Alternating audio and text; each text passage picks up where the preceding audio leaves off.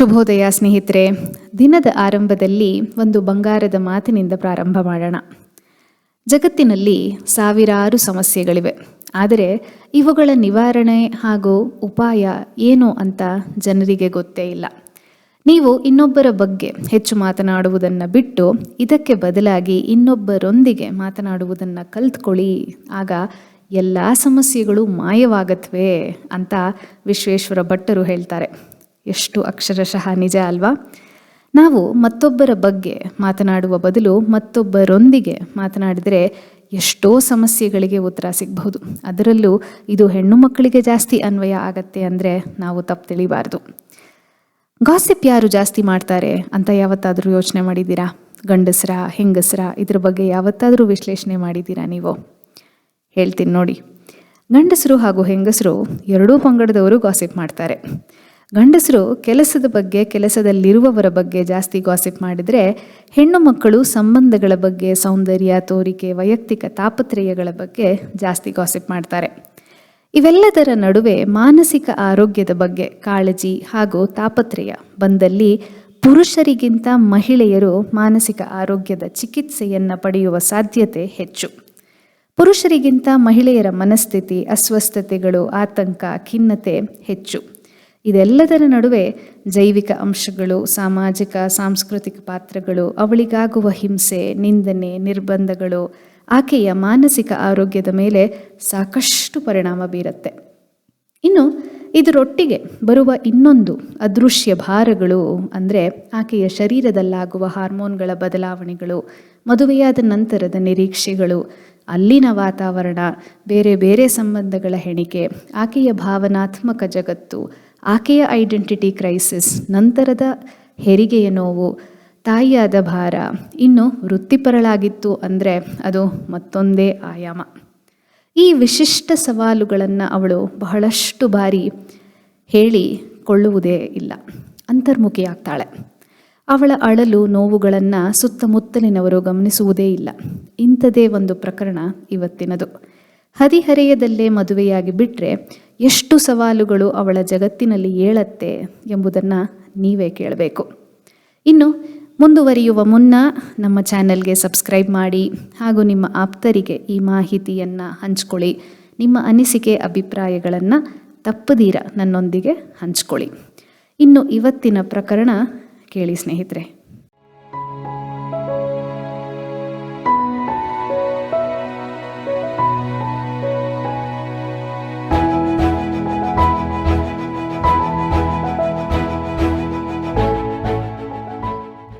ಹರೆಯದಲ್ಲೇ ಮದುವೆಯಾದ ಹುಡುಗಿಯ ಪ್ರಕರಣ ಇಲ್ಲಿದೆ ಸ್ನೇಹಿತರೆ. 18 ವರ್ಷ ವಯಸ್ಸಾದ ನಂತರವೇ ಹುಡುಗಿ ಮದುವೆಯಾಗಲು ಅರ್ಹಳಾಗುತ್ತಾಳೆ. ಆ ವಯಸ್ಸಿಗಿಂತ ಕಡಿಮೆ ವಯಸ್ಸಿನ ಹುಡುಗಿಗೆ ಮದುವೆ ಮಾಡುವುದು ಶಿಕ್ಷಾರ್ಹ ಅಪರಾಧ ಎಂದು ನಮ್ಮ ದೇಶದ ಕಾನೂನು ಹೇಳುತ್ತೆ. ಹಿಂದೊಮ್ಮೆ ಕೇರಳದ ಮಂತ್ರಿಯೊಬ್ಬರು ಅಪ್ರಾಪ್ತ ವಯಸ್ಸಿನ ಮಗಳಿಗೆ ಮದುವೆ ಮಾಡಿದರೆಂದು ಕೋರ್ಟಿನಲ್ಲಿ ಯಾರೋ ಒಬ್ಬರು ಮೊಕದ್ದಮೆ ಹೂಡಿದಾಗ ಆ ಸಚಿವರು ತಮ್ಮ ಸ್ಥಾನಕ್ಕೆ ರಾಜೀನಾಮೆ ನೀಡಬೇಕಾಯಿತು. ಆದರೂ ಪ್ರತಿ ವರ್ಷ ನೂರಾರು ಚಿಕ್ಕ ವಯಸ್ಸಿನ ಹೆಣ್ಣು ಮಕ್ಕಳು ಮದುವೆಯಾಗಿ ದಾಂಪತ್ಯ ಜೀವನಕ್ಕೆ ಕಾಲಿಡುತ್ತಾರೆ.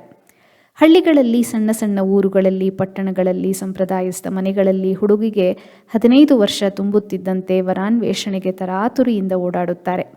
ತಮಗೆ ಒಪ್ಪಿಗೆಯಾದ ಗಂಡು ಸಿಕ್ಕಿದ ಕೂಡಲೇ ಮದುವೆ ಮಾಡಿಬಿಡುತ್ತಾರೆ. ಆಕೆಯನ್ನು ಮದುವೆಯಾದ ಹುಡುಗ ಬುದ್ಧಿವಂತನಾಗದಿದ್ದರೆ 1 ವರ್ಷದೊಳಗೆ ಆಕೆ ಮಗುವೊಂದರ ತಾಯಿಯಾಗ್ತಾಳೆ.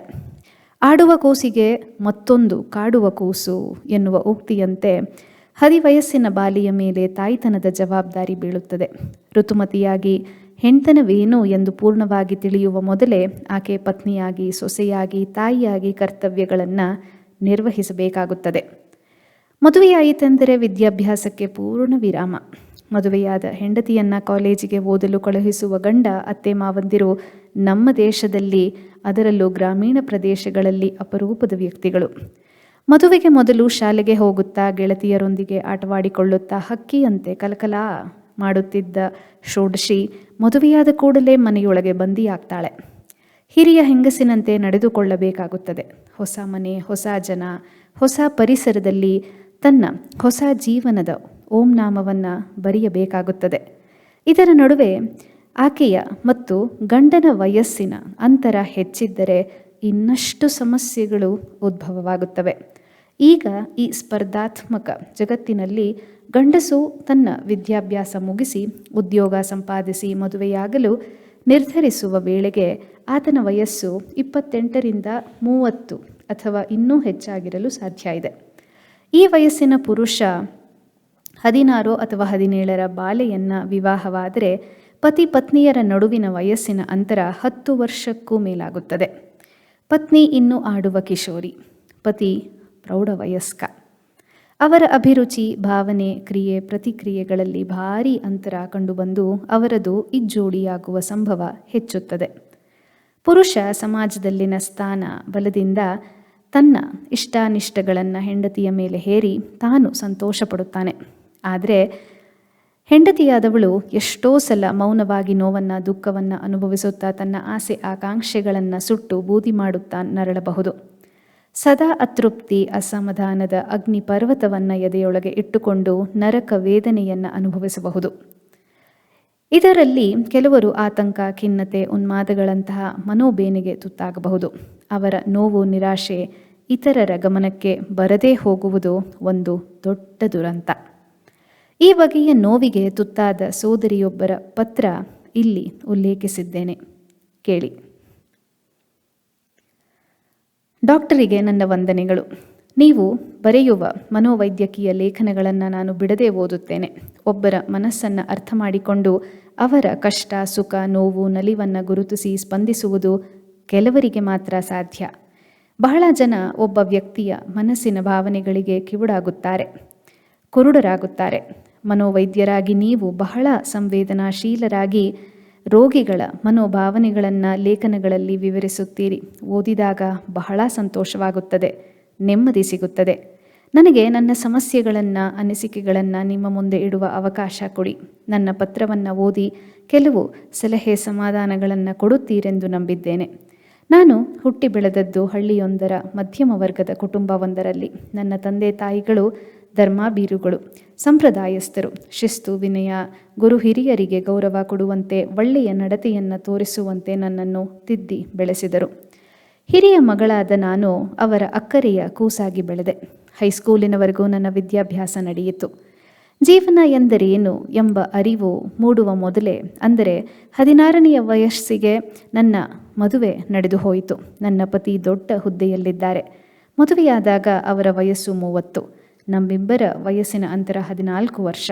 ತುಂಬ ಜಾಸ್ತಿ ಅಲ್ವೇ ಡಾಕ್ಟ್ರೇ? ಮೊದಲಿನಿಂದಲೂ ನಾನು ಸ್ವಲ್ಪ ಭಾವಜೀವಿ. ಆಗಲೇ ಬಹಳ ಕತೆ, ಕಾದಂಬರಿಗಳನ್ನು ಓದ್ತಾ ಇದ್ದೆ. ದಾಂಪತ್ಯ ಜೀವನದ ಬಗ್ಗೆ ಬಣ್ಣ ಬಣ್ಣದ ಕಿನ್ನರ ಲೋಕವನ್ನು, ರಸಿಕ ಜೊತೆಗಾರರನ್ನು ಕಲ್ಪಿಸಿಕೊಂಡಿದ್ದೆ. ಆಗಿನ ನನ್ನ ಕಲ್ಪನೆ ಎಂದರೆ ಚೆನ್ನಾಗಿ ಸಿಂಗರಿಸಿಕೊಂಡು ಗಂಡನೊಡನೆ ಸುತ್ತಾಡುವುದು, ಪ್ರೇಕ್ಷಣೀಯ ಸ್ಥಳಗಳನ್ನು ನೋಡುವುದು, ಯಾವ ಕೆಲಸವೂ ಇಲ್ಲದೆ ನಿರಾಳವಾಗಿ ಕುಳಿತು ಪ್ರೀತಿ ಅನುರಾಗದ ಸಂಭಾಷಣೆ ನಡೆಸುವುದು, ಒಬ್ಬರನ್ನೊಬ್ಬರು ಅಗಲದೆ ಸದಾ ಜೋಡಿ ಹಕ್ಕಿಗಳ ಹಾಗೆ ನಗುತ್ತಾ ನಮ್ಮದೇ ಆದ ಮನೆಯಲ್ಲಿರುವುದು, ನಮ್ಮಿಬ್ಬರಲ್ಲದೆ ಬೇರೆ ಯಾರೂ ಇರಬಾರದು, ಇನ್ಯಾವ ಬಂಧನವೂ ಇರಬಾರದು ಇತ್ಯಾದಿ ಮಕ್ಕಳ ಆಟಿಕೆಯ ಬೇಡಿಕೆಗಳಾದವು. ನನ್ನನ್ನು ಮದುವೆ ಮಾಡಿಕೊಳ್ಳುವ ಹುಡುಗನ ರೂಪ, ಗುಣ, ನಡವಳಿಕೆಗಳ ಬಗ್ಗೆ ನನ್ನದೇ ಆದ ಆಸೆಗಳಿದ್ದವು. ಆದರೆ ನನ್ನ ತಂದೆ ತಾಯಿ ಆಯ್ಕೆ ಮಾಡಿದ ವರ ನನ್ನ ಕಲ್ಪನೆಗೆ ಜೊತೆಗಾರನಂತೆ ಇರಲಿಲ್ಲ ಅಷ್ಟೆ. ನಾನು ಹುಡುಗನನ್ನು ಒಪ್ಪಲು ಮೀನಾಮೇಷ ಎಣಿಸ್ತಾ ಇದ್ದಾಗ ತಂದೆ ತಾಯಿ, ಅಜ್ಜಿ, ಚಿಕ್ಕಪ್ಪಂದಿರೆಲ್ಲ ನನ್ನನ್ನು ತರಾಟೆಗೆ ತೆಗೆದುಕೊಂಡ್ರು. ಬುದ್ಧಿ ಇಲ್ವೇನೆ ನಿನಗೆ? ಪೂರ್ವಜನ್ಮದ ಪುಣ್ಯ ನಮಗೆ ಇಂತಹ ಒಳ್ಳೆಯ ಸಂಬಂಧ ಸಿಕ್ಕಿರುವುದು. ಹುಡುಗ ಪ್ರತಿಭಾವಂತ, ಈ ವಯಸ್ಸಿಗೆ ದೊಡ್ಡ ಕೆಲಸದಲ್ಲಿದ್ದಾನೆ, ಯಾವ ದುಶ್ಚಟವೂ ಇಲ್ಲವಂತೆ, ಸಿಗರೇಟು ಕೂಡ ಸೇದೋಲ್ವಂತೆ, ಸುಮ್ಮನೆ ಒಪ್ಕೊ, ಇದಕ್ಕಿಂತ ಒಳ್ಳೆಯ ಗಂಡು ನಮ್ಮ ಜನರಲ್ಲಿ ಸಿಗೋದಿಲ್ಲ ಎಂದು ಒತ್ತಾಯ ಹಾಕಿ ಮದುವೆಯನ್ನು ಮಾಡಿಯೇ ಬಿಟ್ಟರು.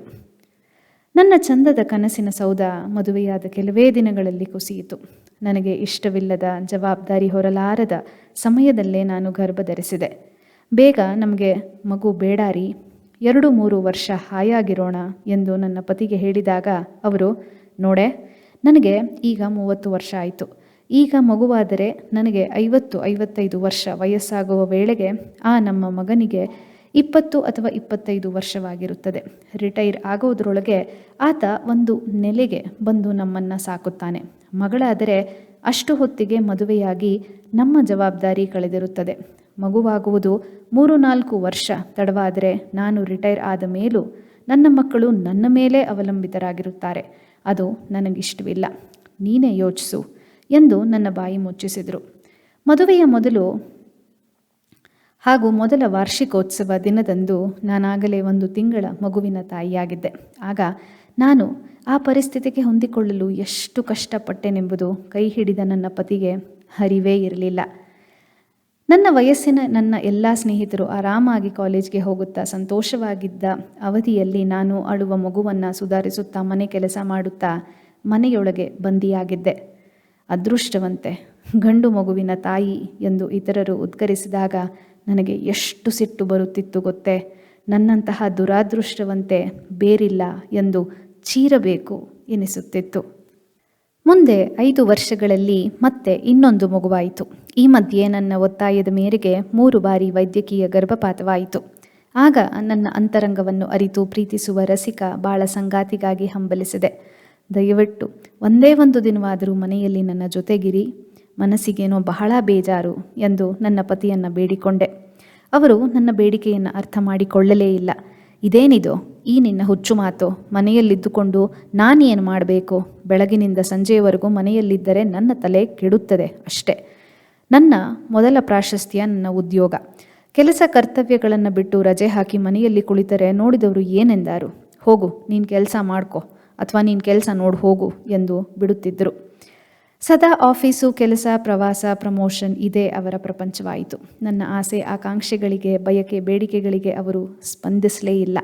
ಇದಕ್ಕೆ ನಮ್ಮ ವಯಸ್ಸಿನ ಅಂತರವೇ ಕಾರಣ ಎಂದು ನನ್ನ ಅನಿಸಿಕೆ. ನನಗಿಂತ 2-3 ವರ್ಷದಷ್ಟು ದೊಡ್ಡವನಾದ ಪತಿ ಸಿಕ್ಕಿದ್ದರೆ ಚೆನ್ನಾಗಿರ್ತಿತ್ತೋ ಏನೋ ಅಂತ ಇವತ್ತಿಗೂ ಅನಿಸತ್ತೆ. ಈಗ ನನ್ನ ಭಾವನೆಗಳೇ ಬೇರೆ, ಅವರ ಭಾವನೆಗಳಿಗೆ ಬೇರೆ. ನಾನು ತುಂಬ ಭಾವನಾಜೀವಿ, ಹಗಲುಗನಸು ಕಾಣುವವಳು. ಅವರು ತುಂಬ ಗಂಭೀರ, ಪ್ರೌಢರಾಗಿರುತ್ತಾರೆ. ಯಾವಾಗಲೂ ಸ್ಥಿತಪ್ರಜ್ಞರಂತೆ ಇರುತ್ತಾರೆ. ನಾನು ಸ್ವಲ್ಪ ಚೆಲ್ಲಾಗೆ ತಮಾಷೆ ಮಾತನಾಡುತ್ತಾ ನಕ್ಕು ನಲಿಯಬೇಕೆನ್ನುವವಳು. ಹೀಗಾಗಿ ನನ್ನ ಅವರ ನಡುವೆ ಆತ್ಮೀಯತೆಯ ಭಾವ ಮೊಳೆಯಲೇ ಇಲ್ಲ. ನನಗೆ ಅವರನ್ನು ಕಂಡರೆ ಗೌರವ, ಭಕ್ತಿ, ಭಯ ಇದೆ ಅಷ್ಟೆ. ಆದರೆ ಸಲಿಗೆಯಾಗಲಿ ಹೃತ್ಪೂರ್ವಕ ಸ್ನೇಹವಾಗಲಿ ಇಲ್ಲ ಎಂದು ನಾನು ಕಂಡುಕೊಂಡಾಗ ತುಂಬ ನಿರಾಶೆಯಾಗುತ್ತದೆ. ನನ್ನ ಈ ಅಳಲನ್ನು ಅವರಿಗೆ ಹೇಳಿದರೆ, ನೋಡು, ನೀನು ತುಂಬ ಕತೆ ಕಾದಂಬರಿಗಳನ್ನು ಓದಿ ಕಲ್ಪನಾ ಲೋಕದಲ್ಲೇ ಇರ್ತೀಯ. ಈ ಜೀವನ ಸುಂದರವಾದ ಸಿನಿಮಾ ಅಲ್ಲ, ಹೂವಿನ ಹಾಸಿಗೆ ಅಲ್ಲ, ಜವಾಬ್ದಾರಿ ಬೆಳೆಸ್ಕೊ ಎಂದು ಉಪದೇಶ ಮಾಡುತ್ತಾರೆ. ಸದಾ ಅತೃಪ್ತಳಾದ ನಾನು ಮಂಕಾಗಿಬಿಟ್ಟೆ. ಆಗಾಗ ಮನೆಯವರ ಮೇಲೆ ಕೋಪದಿಂದ ಕೂಗಾಡತೊಡಗಿದೆ. ಮೃದುವಾದ ಮಲ್ಲಿಗೆಯಂತಿದ್ದ ನಾನು ಮುಳ್ಳಿನಂತೆ ಕಠಿಣಳಾದೆ. ನನ್ನ ಈ ಬದಲಾವಣೆ ನನಗೇ ಜಿಗುಪ್ಸೆ ತರಿಸಿತು. ನನ್ನ ಬಗ್ಗೆ ತಿರಸ್ಕಾರ ಮೂಡಲಾರಂಭಿಸಿತು. ಆತ್ಮವಿಶ್ವಾಸ ಕಳೆದುಕೊಳ್ಳತೊಡಗಿದೆ. ಹೀಗೆ ಬದುಕು ಯಾಂತ್ರಿಕವಾಗಿ ಅನಾಕರ್ಷಣೀಯವಾಗಿ ಬಿಟ್ಟಿತ್ತು. ಮದುವೆಯಾದ 10 ವರ್ಷಗಳು ಈ ರೀತಿ ಜಂಜಾಟದಿಂದ ಕಳೆದವು. ಕಳೆದ 3 ವರ್ಷಗಳಿಂದ ಮತ್ತೊಂದು ಹೊಸ ಸಮಸ್ಯೆ ಎದುರಾಗಿದೆ. ಈಗ ನನ್ನವರಿಗೆ 43 ವರ್ಷ ವಯಸ್ಸು. ಅವರಿಗೆ ಲೈಂಗಿಕ ಚಟುವಟಿಕೆಯಲ್ಲಿ ಆಸಕ್ತಿ ಕಡಿಮೆಯಾಗುತ್ತಾ ಬಂದಿದೆ. ತಿಂಗಳಿಗೆ 1 ಸಲವೋ 2 ಸಲವೋ ಕೂಡಿದರೆ ಮುಗಿಯಿತು. ಉಳಿದೆಲ್ಲ ದಿವಸಗಳಲ್ಲಿ ನನ್ನಿಂದ ದೂರವೇ ಇರುತ್ತಾರೆ. ಮಕ್ಕಳು ದೊಡ್ಡವರಾಗುತ್ತಿದ್ದಾರೆ. ಮಗನಿಗೆ 12 ವರ್ಷ. ಈಗಲೂ ನಿನಗೆ ಆಸೆಯೇ ಅಂತ ಟೀಕಿಸುತ್ತಾರೆ. ನನ್ನ ವಯಸ್ಸು 29 ಮಾತ್ರ ಎಂಬುದನ್ನು ಮರೆಯುತ್ತಾರೆ. ಈಗ ಅವರಿಗೆ ಕೆಲಸದ ಜೊತೆ ಸ್ನೇಹಿತರು, ಕಾರ್ಡ್ಸ್, ಸಂಘದ ಚಟುವಟಿಕೆ, ರಾಜಕೀಯ, ಹೀಗೆ ಕೆಲವಾರು ಹವ್ಯಾಸಗಳು. ಮನೆಗೆ ಬರುವುದೇ 8:30-9ಕ್ಕೆ ಬರುವಾಗಲೇ ಆಯಾಸ, ಸುಸ್ತು ಎಂದು ಬರುತ್ತಾರೆ. ಊಟ ಮಾಡಿದ ಕೂಡಲೇ ಹಾಸಿಗೆ ಸೇರಿ ಗೊರಕೆ ಹೊಡೆಯುತ್ತಾರೆ. ನಾನು ನನ್ನಾಸೆ ಬಯಕೆಗಳನ್ನೆಲ್ಲ ನನ್ನ ಮುಂದೆ ಗುಡ್ಡೆ ಹಾಕಿಕೊಂಡು ಕೂರುತ್ತೇನೆ. ಅತೃಪ್ತಿ, ಅಸಮಾಧಾನಗಳಿಂದ ಎಷ್ಟೋ ಸಲ ತಲೆಯನ್ನು ಗೋಡೆಗೆ ಗಟ್ಟಿಸಿದ್ದೇನೆ, ಬಿಕ್ಕಳಿಸಿದ್ದೇನೆ, ಅತ್ತಿದ್ದೇನೆ. ಇಂತಹ ಸಂದರ್ಭದಲ್ಲಿ ಮನೆಯಲ್ಲಿ ಸಿಗದ ಸುಖ, ಸಂತೋಷವನ್ನು ಹೊರಗಡೆ ವಿವಾಹೇತರ ಸಂಬಂಧ ಮಾಡಿ ಪಡುವ ಹಕ್ಕು ಗಂಡಸಿಗಿದೆ. ಅದನ್ನು ಯಾರೂ ಆಕ್ಷೇಪಿಸುವುದಿಲ್ಲ. ಅದೇ ಹೆಣ್ಣಾದರೆ ಇದು ಖಂಡಿತ ಸಾಧ್ಯವಿಲ್ಲ. ಅಕಸ್ಮಾತ್ ಪಡೆಯಲು ಯತ್ನಿಸಿದರೆ ಆಕೆಯನ್ನು ಪಾಪಿ, ಕಳಂಕಿನಿ, ದುಷ್ಟೆ ಎಂದು ಗಂಡಿನಿಂದ ಹಿಡಿದು ಬೀದಿ ಹೋಕರೆಲ್ಲರೂ ಅವಹೇಳನ ಮಾಡಿ ಹೊರಕ್ಕೆ ಅಟ್ಟಿಬಿಡುತ್ತಾರೆ. ಆಸೆ ಬಯಕೆಗಳು ಗಂಡಾಗಲಿ ಹೆಣ್ಣಾಗಲಿ ಇಬ್ಬರಿಗೂ ಸಮಾನ ಎಂದು ಸಮಾಜ ಅರ್ಥ ಮಾಡಿಕೊಳ್ಳುವುದೇ ಇಲ್ಲ. ಅಂದರೆ ನಾನು ಈ ವಿವಾಹೇತರ ಸಂಬಂಧಕ್ಕಾಗಿ ಇಷ್ಟಪಡುತ್ತೇನೆ ಎಂದು ತಿಳಿಯಬೇಡಿ. ವಾದಕ್ಕಾಗಿ ಈ ಮಾತು ಹೇಳಿದೆ ಅಷ್ಟೆ. ಕಷ್ಟವಾದರೂ ನೈತಿಕ ಮೌಲ್ಯಗಳಿಗೆ ಬೆಲೆ ಕೊಡುವವಳು ನಾನು. ಮಾನಕ್ಕಾಗಿ ಪ್ರಾಣವನ್ನಾದರೂ ಕೊಟ್ಟೇನು. ತಿಂಗಳಿಗೊಮ್ಮೆ ಅಥವಾ 2 ಸಲ ಬರುತ್ತಿದ್ದ ಸಮಾಗಮ ಕ್ಷಣಕ್ಕೆ ನಾನು ಕಾತರಿಸುತ್ತಿದ್ದರೂ ಅವರಿಗೆ ಇದೊಂದು ಯಾಂತ್ರಿಕ ಚಟುವಟಿಕೆಯಾಗಿತ್ತು. ದಿನದ ಎಲ್ಲ ಕೆಲಸಗಳಂತೆ ಇದೂ ಒಂದು ಎಂದು ಕೆಲವೇ ಕ್ಷಣಗಳಲ್ಲಿ ಮಾಡಿ ಮುಗಿಸುತ್ತಿದ್ದ ಅವರ ಅರಸಿಕತನವನ್ನು ಕಂಡು ಸಿಟ್ಟಿನಿಂದ ಕುದಿಯುತ್ತಿದ್ದೆ. ನನ್ನ ವಯಸ್ಸಿಗೆ ಸರಿಯಾದ ಪತಿಯನ್ನು ಪಡೆಯದಿದ್ದರೆ ಎಂದು ಯೋಚಿಸಿ ಖಿನ್ನಳಾಗುತ್ತಿದ್ದೆ. ನಾನು ಯಾರನ್ನು ನಿಂದಿಸಲಿ? ವಯಸ್ಸಾಯಿತೆಂದು ತಿಳಿಯುವ ಗಂಡನನ್ನೇ, ಆತನನ್ನು ಆಯ್ಕೆ ಮಾಡಿ ನನಗೆ ಗಂಟು ಹಾಕಿದ ತಂದೆ ತಾಯಿಯರನ್ನೇ, ನನ್ನ ವಿಧಿಯನ್ನೇ, ನನ್ನ ಪ್ರೌಢ ಸ್ಥಿತಿಯಲ್ಲಿರುವ ಯೌವನ, ಇವರ ಇಳಿಯುತ್ತಿರುವ ಸಾಮರ್ಥ್ಯ. ಇದು ಯಾರ ತಪ್ಪು? ಈ ಬಗೆಯ ನೋವು, ನಿರಾಶೆ, ಮನಸ್ಸಿನೊಳಗೆ ಹೆಪ್ಪುಗಟ್ಟಿದ ಕಾಮನೆಗಳು, ಹೊರಗೆ ತೋರಲಾಗದ ಸಿಟ್ಟು, ಇವುಗಳ ನಡುವೆ ಬದುಕು ಸಾಗಿಸಿದ ನನಗೆ ಕಳೆದ 3 ತಿಂಗಳಿನಿಂದ ಮೈ ಮನಸ್ಸೆಲ್ಲ ಮರುಗಟ್ಟಿದೆಯಂತೆ, ಜಡವಾದಂತೆ ಭಾಸವಾಗುತ್ತಿದೆ. ಶಕ್ತಿಯೇ ಇಲ್ಲದಂತೆ, ಉತ್ಸಾಹವೇ ಇಲ್ಲದಂತಾಗಿಬಿಟ್ಟಿದೆ. ಲೈಂಗಿಕ ಬಯಕೆಯ ಬದಲು ಬೆಂಕಿಯು ತಣ್ಣಗಾಗಿದೆ. ನನ್ನ ಪತಿಯೊಂದಿಗೆ ಸೇರಲಿ ಸೇರದಿರಲಿ ಎಲ್ಲವೂ ಒಂದೇ ಎನಿಸುತ್ತಿದೆ. ಸುಖವಿಲ್ಲ, ದುಃಖವಿಲ್ಲ, ನೋವಿಲ್ಲ, ನಲಿವಿಲ್ಲ. ಜೀವನ ಇತ್ತ ಸುಂದರವೂ ಇಲ್ಲ, ಅಸಹ್ಯವೂ ಇಲ್ಲ. ನಿರ್ಲಿಪ್ತ ಭಾವನೆ ಅದೊಂದು ಮನೆ ಮಾಡಿ ಕೂತುಬಿಟ್ಟಿದೆ. ಇದು ಸರಿಯೇ? ನನಗೆ ಗೊತ್ತಾಗುತ್ತಿಲ್ಲ. ನನ್ನ ಮನಸ್ಸಿನ ಈ ಸ್ಥಿತಿ ಹೀಗೆ ಮುಂದುವರಿಯಲೇ ಅಥವಾ ಪ್ರಯತ್ನಪೂರ್ವಕವಾಗಿ ಬದಲಿಸಬೇಕೋ ತಿಳಿಯುತ್ತಿಲ್ಲ. ಇದು ಈ ಚಿಕ್ಕ ವಯಸ್ಸಿಗೆ ಕಾಲಿಟ್ಟ ವೈರಾಗ್ಯವೇ? ಅದೂ ಗೊತ್ತಿಲ್ಲ. ಪರಿಸ್ಥಿತಿಗೆ ಹೊಂದಿಕೊಳ್ಳುವ ಮೈ ಮನಸ್ಸಿನ ಹುನ್ನಾರವೇ? ನೀವೇ ಹೇಳಬೇಕು.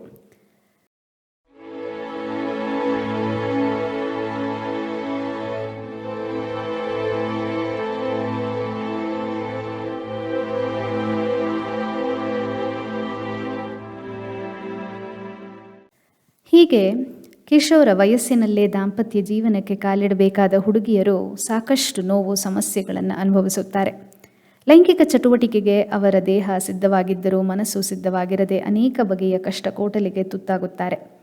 ಸುಖ ಸಂತೋಷವನ್ನು ಕೊಡಬೇಕಾದ ಲೈಂಗಿಕ ಕ್ರಿಯೆ ಅವರ ಪಾಲಿಗೆ ತೊಂದರೆದಾಯಕ, ಅನಿಷ್ಟವಾಗುತ್ತದೆ.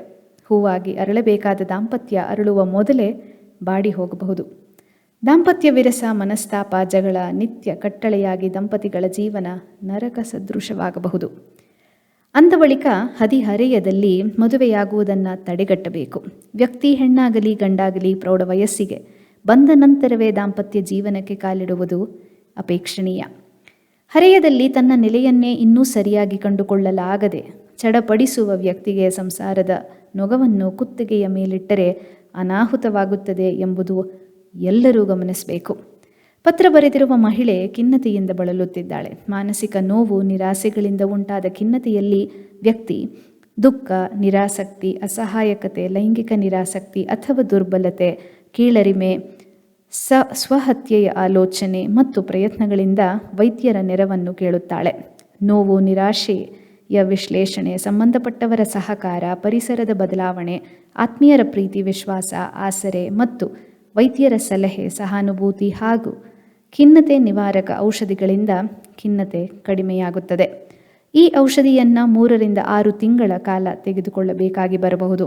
ಅದರೊಟ್ಟಿಗೆ ಮಾನಸಿಕ ಆರೋಗ್ಯದ ಬೆಳವಣಿಗೆಗೆ ಕೌನ್ಸಿಲರ್ ಅಥವಾ ಥೆರಪಿಸ್ಟ್ನ ಅಗತ್ಯವೂ ಇದೆ. ಯಾವುದೇ ಸಂಬಂಧಗಳಾಗಲಿ ಮನೆಯಲ್ಲಿರುವವರೆಲ್ಲರೂ ಮತ್ತೊಬ್ಬರ ಬಗ್ಗೆ ಕಾಳಜಿ ವಹಿಸುವುದು ಅತಿ ಮುಖ್ಯ.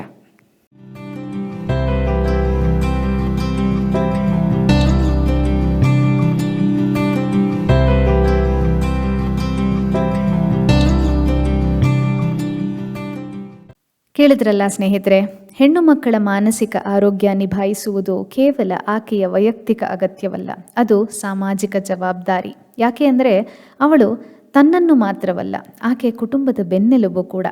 ಸಮುದಾಯಗಳ ಸಮೃದ್ಧಿಯಾಗಬೇಕಾದರೆ ಹೆಣ್ಣು ಮಕ್ಕಳ ಕಾಳಜಿ ಅತ್ಯಗತ್ಯ. ಆಕೆ ನಿಭಾಯಿಸಬೇಕು, ಶಕ್ತಿಯುತಳಾಗಿರಬೇಕು ಎನ್ನುವುದು ನಮ್ಮ ಸಹಜ ನಿರೀಕ್ಷೆ. ಅದಕ್ಕಿಂತ ಮುಂಚೆ ನಾವು ಪ್ರತಿಯೊಬ್ಬರೂ ಹೇಗೆ ಆಕೆಯನ್ನು ಬೆಂಬಲಿಸಬಹುದು, ಆಸರೆಯಾಗಬಹುದು ಎನ್ನುವುದನ್ನು ಯೋಚಿಸಬೇಕು. ಆಕೆಗೆ ನೀವು ತಂದೆಯಾಗಿರಬಹುದು, ಅಣ್ಣ ಅಥವಾ ತಮ್ಮ ಆಗಿರಬಹುದು, ಸ್ನೇಹಿತನಾಗಿರಬಹುದು, ಬಂಧು ಆಗಿರಬಹುದು ಅಥವಾ ಗಂಡನಾಗಿರಬಹುದು. ಆಕೆಯ ಮನಸ್ಸನ್ನು ಅರ್ಥ ಮಾಡಿಕೊಳ್ಳಲು ಖಂಡಿತ ಪ್ರಯತ್ನ ಪಡಬೇಕು. It's time that we stop asking women to stay strong and start creating spaces where they can feel safe, vulnerable and supported. Mental health is not a luxury, it's a right. To every woman listening, your feelings are valid. Your battles does matter. And healing is not a weakness, it's power. Let's break the silence, lift the stigma, and stand up for the emotional well-being of every woman, starting with ourselves. Because when women thrive in mind and spirit, the world becomes a better place for all of us. ಇನ್ನು ಹದಿಹರೆಯದ ಮಾನಸಿಕ ಸಮಸ್ಯೆಗಳ ಕೊನೆಯ ಅಧ್ಯಾಯಗಳಿಗೆ ಬರ್ತಾ ಇದ್ದೀವಿ ಸ್ನೇಹಿತರೆ. ಇನ್ನು ಮುಂದಿನ ಅಧ್ಯಾಯದಿಂದ ವೈಜ್ಞಾನಿಕ ನಿಲುವುಗಳು, ಯೌವನಾವಸ್ಥೆಯ ಅಂಶಗಳು, ನಿಯತಾಂಕಗಳು, ಅವಶ್ಯಕತೆಗಳು, ತೊಂದರೆಗಳು ಹಾಗೂ ಅದಕ್ಕೆ ಏನು ಮಾಡಬಹುದು ಎಂಬುವ ಮಾಹಿತಿ ನಿಮ್ಮೊಂದಿಗೆ ಹಂಚ್ಕೋತೀನಿ. ಇವತ್ತಿನ ಅಧ್ಯಾಯ ಹೇಗಿತ್ತು ಅಂತ ನಿಮ್ಮ ಅಭಿಪ್ರಾಯ ಖಂಡಿತ ತಿಳಿಸಿ. ಇನ್ನು ನಿಮ್ಮ ಭೇಟಿ ಮುಂದಿನ ಅಧ್ಯಾಯದಲ್ಲಿ. ನಮಸ್ಕಾರಗಳು.